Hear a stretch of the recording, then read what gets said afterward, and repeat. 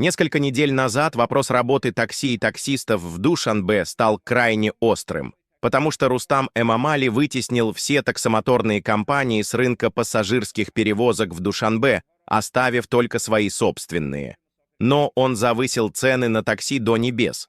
Он монополизировал рынок такси на 100% и делает то же самое, независимо от цены. Я говорил о такси, которые раньше стояли перед рынками. Эти такси тоже завысили цены до небес. Едешь от рынка до дома, пусть даже 3 остановки, а то и 2, раньше это стоило 10-15 сомони, теперь 20-25 сомони, он даже не берет плату за машину. Ты говоришь, я хочу отвезти домой те же покупки, что и на рынке. А он говорит 50 сомони. Они говорят 60 сомони, 40 сомони. Ну, они видели, что цены в городе. Такси стоили дорого, и они сказали, хватит, мы тоже поднимем цены.